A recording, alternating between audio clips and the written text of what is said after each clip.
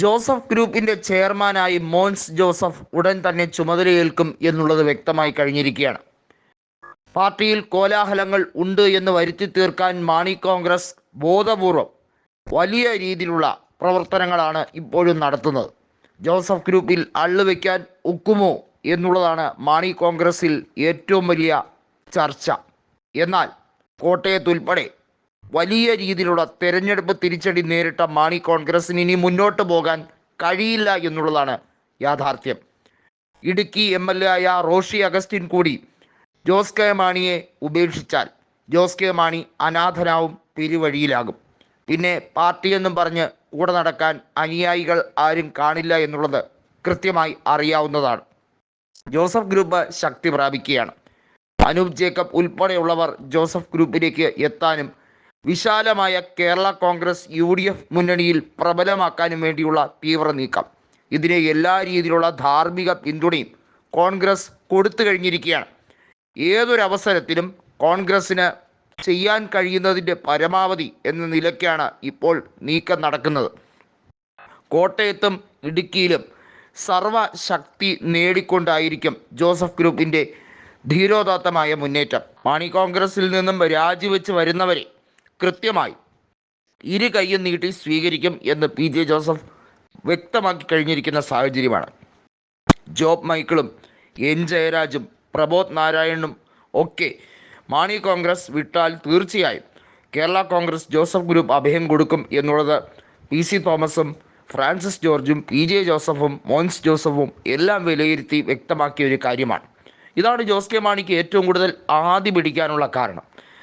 ഈ ഒരു രീതിയിലാണ് പോകുന്നതെങ്കിൽ വളരെ സ്വാഭാവികമാണ് ഇടുക്കി MLA ആയിട്ടുള്ള നിലവിലെ ജലവകുപ്പ് മന്ത്രിയായിട്ടുള്ള റോഷി അഗസ്റ്റിൻ വലിയ തോതിൽ തന്നെ UDFൻ്റെ തട്ടകത്തിലേക്ക് പോകാനുള്ള സാധ്യതയുണ്ട്.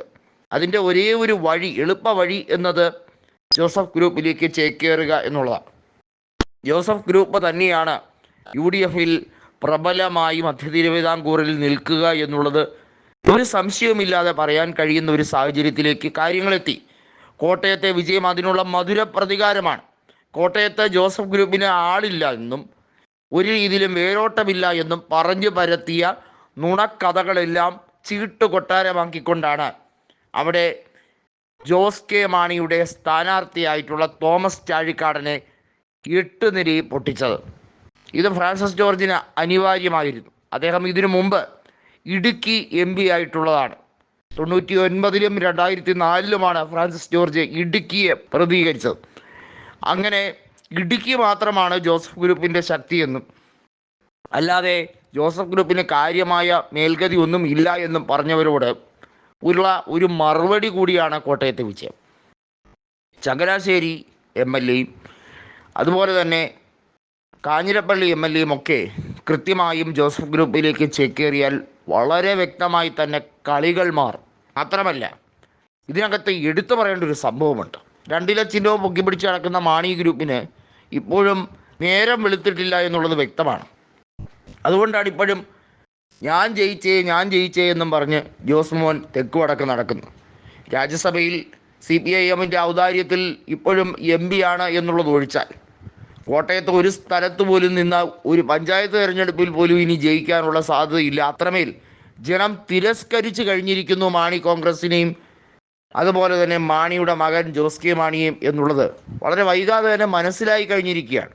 പാലായിൽ നിന്നുള്ള തോൽവിയും അതിനുശേഷം കോട്ടയം ലോക്സഭയിലുണ്ടായ സ്ഥാനാർത്ഥിയുടെ പരാജയവും കണക്കിലെടുത്ത് മാണി ഗ്രൂപ്പ് പിരിച്ചുവിടണം എന്നാണ് ഇപ്പോൾ മോൻസ് ജോസഫ് പറയുന്നത്.